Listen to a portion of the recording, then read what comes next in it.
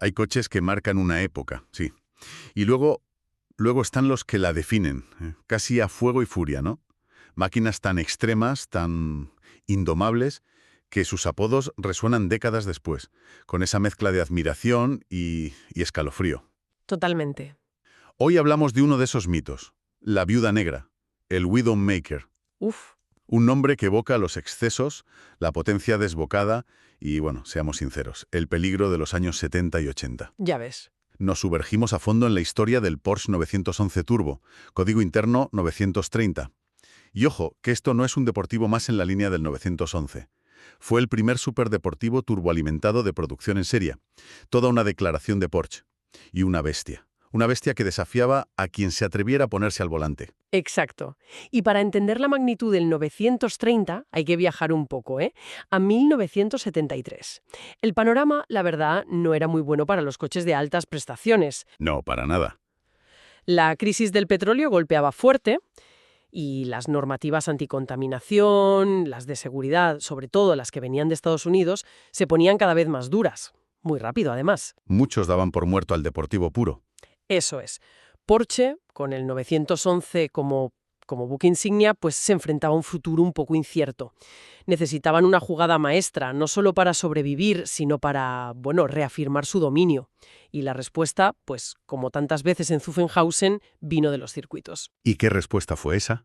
La turboalimentación, imagino. Ahí le has dado. La turboalimentación, a ver, no era algo nuevo para ellos, claro. Claro. Ya la habían experimentado y llevado a niveles casi de locura, en competición con los Porsche 91710 y el 91730. Esos monstruos con potencias de más de 1000 caballos. Una barbaridad. Sí, sí. Habían dominado totalmente campeonatos como la Can-Am en Norteamérica. Demostraron que el turbo podía ser sinónimo de victoria. Aunque también, de complejidad y de bastante brutalidad. La idea era trasladar esa ventaja, esa fuerza bruta, a un coche de calle. Vale. Así que la misión del proyecto 930, con Ernst Fuhrmann al frente, que era el CEO y un ingeniero brillante, Sí, él mismo era ingeniero. era de una ambición casi desafiante. No era solo hacer un 911 más rápido. El objetivo era, a ver si lo digo bien, crear el coche de producción más rápido del mundo. Punto. Tal cual. Y si para eso había que crear una máquina exigente, difícil, incluso peligrosa para manos inexpertas, pues que sí fuera. Buscaban crear algo inolvidable, no una leyenda. Una leyenda instantánea. Así que, bueno, analizando un poco las fuentes que tenemos, vamos a desgranar la ingeniería, el diseño, la historia y el legado cultural de ese ícono que vio la luz por primera vez causando conmoción, eso sí, en el Salón de París de 1974. Perfecto. Pues vamos a ello.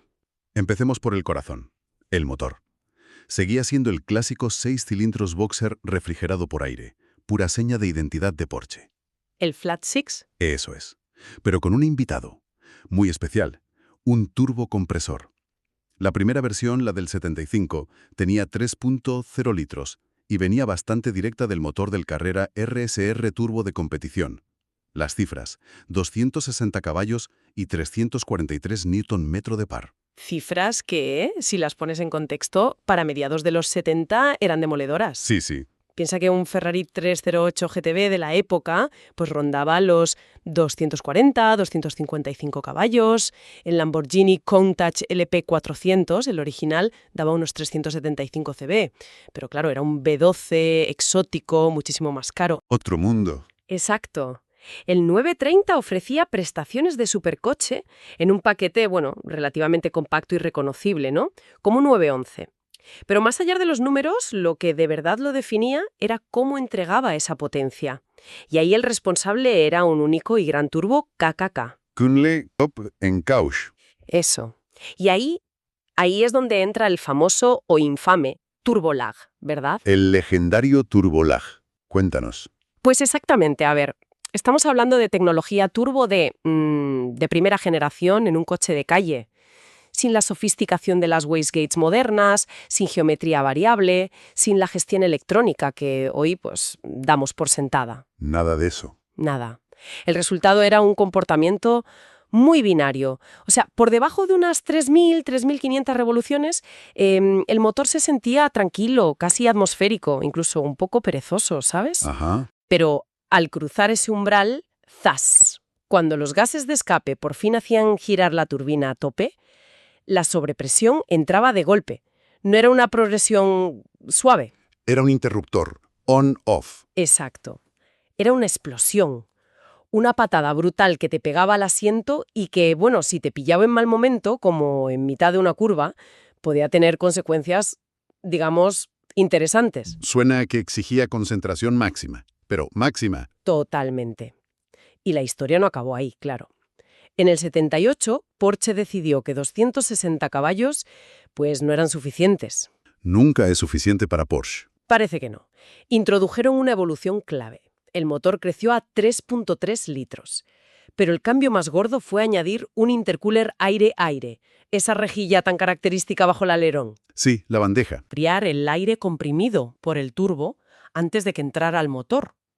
Aire más frío es aire más denso, claro, y eso permite quemar más gasolina y, por tanto, pues generar más potencia de forma más fiable. Vale. El resultado fue un salto a 300 caballos y el par motor subió a 412 Nm, una pasada. Y con eso, claro, las prestaciones todavía más serias. Definitivamente.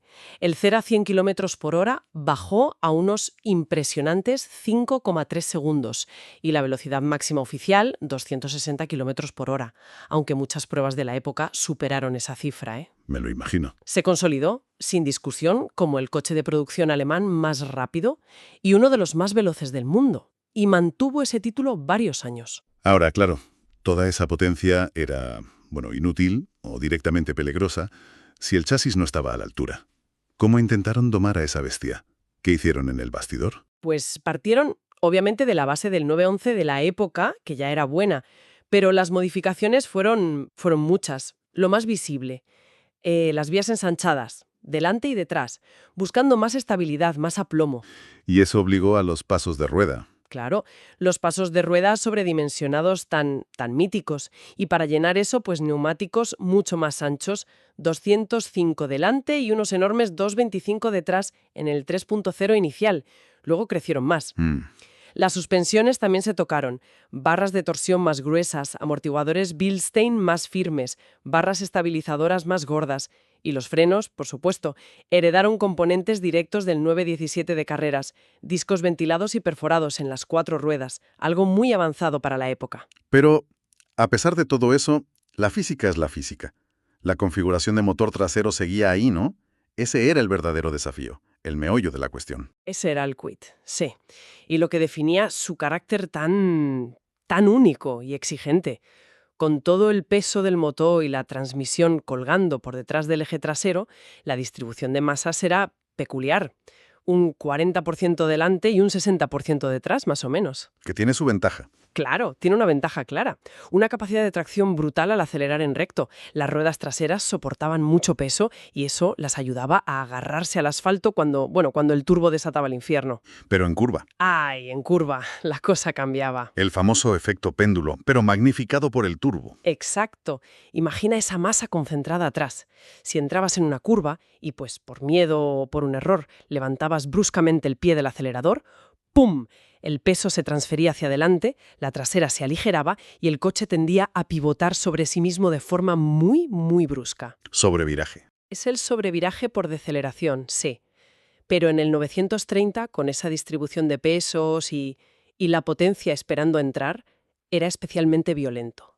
Instantáneo. Y si a eso le sumas la posibilidad de que el turbo entrara de golpe justo cuando no debía, pues tenías la receta perfecta para un susto monumental. O algo peor. De ahí el apodo. Widowmaker. No era una exageración de marketing, vamos. Para nada, para nada. Este coche no perdonaba errores. Exigía una conducción fina, anticipación y un respeto absoluto. No podías dudar. Tenías que ser suave con el volante, con el acelerador, intentar mantener el coche siempre cargado, ¿sabes? Con algo de gas, para evitar esas transferencias de peso tan bruscas. Qué delicado. Mucho. Los pilotos profesionales como Derek Bell, Jackie Ickx, Walter Röhrl lo adoraban precisamente por eso. Era un desafío que, una vez dominado, te daba unas sensaciones y una conexión mecánica purísimas. Ya. Pero para el conductor normal, incluso uno con experiencia en otros deportivos, el 930 podía ser intimidante, hasta traicionero. Era, como se dijo alguna vez, una lección de humildad sobre ruedas. O lo entendías y te adaptabas a él, o te acababa dando un buen revolcón. Hablemos de su imagen, porque el 930 no solo era una bestia mecánica, era también una declaración estética brutal. ¿Cómo consiguieron esa transformación desde el elegante 911? Pues el mérito principal es del equipo de diseño de Anatole Lapin. Supieron coger la silueta inconfundible del 911, esa línea de techo, los faros redondos, y añadirle una dosis masiva de agresividad. Pero sin perder la esencia. Y lo consiguieron. Vaya que sí. El cambio más radical, el más definitorio, fueron sin duda los pasos de rueda ensanchados. Hacían que el coche pareciera mucho más ancho, bajo, musculoso, que un 911 normal. Visto desde atrás, con esas cadelas anchas y los neumáticos enormes asomando, transmitía una sensación de potencia contenida impresionante. Y no era solo fachada, claro. Que va, eran necesarios para alojar las vías más anchas y las ruedas más grandes. Pura función. Y luego está el alerón, posiblemente uno de los alerones más icónicos de la historia del automóvil, diría yo. La cola de ballena, el whale tail.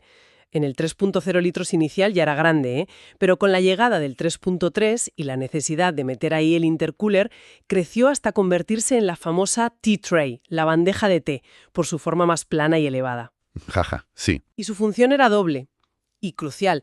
Por un lado, la aerodinámica. Generaba una carga descendente muy importante sobre el eje trasero a alta velocidad. Hablamos de hasta 180 kilos, según algunas fuentes. Vital para mantener la trasera pegada al suelo cuando el turbo soplaba fuerte. Claro. Y por otro lado, su diseño permitía canalizar aire fresco directamente al intercooler que estaba debajo, optimizando su rendimiento. Es un ejemplo perfecto de cómo la función dictó una forma que acabó siendo, legendaria. ¿Y qué otros detalles completaban esa imagen tan potente? Pues mantuvo los faros redondos clásicos, seña de identidad total del 911 en esa época. Los faros escamoteables solo llegarían más tarde, como opción, en la versión Flashback. El morro plano. Ese. El paragolpes delantero era específico, con un spoiler inferior más pronunciado, tomas de aire adicionales, una para un radiador de aceite, por ejemplo. Y en el interior, comparado con la opulencia de algunos rivales italianos, Era más espartano. relativamente sobrio, sí. Muy funcional, muy alemán. Asientos deportivos con buen soporte lateral, el volante de 3 radios clásico de Porsche y la instrumentación con 5 relojes, dominada, claro, por el cuentarevoluciones en el centro. ¿Cómo debe ser en un Porsche? Exacto. Quizás la única concesión al lujo, turbo, era un manómetro de presión de soplado, para que supieras cuándo se avecinaba la tormenta. Jaja, para ir preparándose. Eso es. La calidad de construcción, eso sí, era excelente. Típica de Porsche. El 930 fue mucho más que un coche rápido. Se convirtió en un símbolo cultural, ¿verdad? Especialmente en los 80. Absolutamente. Se asoció con el éxito, con la ambición, a veces con el exceso de esa década. Era el coche elegido por muchos yuppies, ejecutivos agresivos, estrellas del rock, actores. El coche del triunfador. Sí, poseer un 911 Turbo era una declaración pública de que habías llegado a la cima y de que tenías la audacia y quizá la habilidad para manejarlo. Su silueta, apareció en innumerables pósters de habitaciones de adolescentes. Mítico. Aunque la peli Bad Boys, la de 1995, popularizó mucho un 911 Turbo. Sí, pero era un 964, la generación siguiente. Exacto. Pero la imagen mental que evoca, la del turbo negro amenazante, bebe directamente del legado del 930. Ha salido en videojuegos como Need for Speed. ¿En cuántos? Y sigue siendo un coche codiciado por coleccionistas famosos. Como mencionabas antes a J.K. de Jamiroquai, que ha tenido varios. Sí, es un ícono atemporal. Y su influencia en la competición, aunque el 930 de calle no corriera directamente, fue enorme, fundamental. A ver, el 930 sirvió como base de homologación para 2 de los coches de carreras más exitosos de Porsche. Primero, el Porsche 934, para competir en el Grupo 4 de la FIA. el Grupo 4. Era básicamente un 930 de carreras, jaula, suspensiones ajustables y un motor 3.0 turbo que rondaba los 485 caballos. Dominó su categoría en campeonatos nacionales, internacionales, incluyendo victorias de clase en Le Mans. Y luego vino el mito absoluto, el Porsche 935. El del morro plano, ahí sí. Exacto, el Flashbau de carreras, desarrollado para el Grupo 5, la categoría de siluetas que permitía modificaciones mucho más radicales. Porsche aprovechó un vacío reglamentario para rediseñar todo el frontal. Lo hizo plano, aerodinámico para reducir la resistencia y mejorar la carga. Una bestia. Y tanto. Los motores 3.0 y luego 3.2 biturbo llegaron a pasar de los 800 caballos en algunas versiones. El 935, en sus múltiples evoluciones, el Moby Dick, los K3, arrasó, literalmente. Ganó el Campeonato del Mundo de Marcas, ganó Le Mans en la general en el 79, un K3 privado, ojo. Increíble. Daytona, Sebring, se convirtió en una leyenda imbatible y demostró al mundo el potencial devastador de la tecnología turbo de Porsche.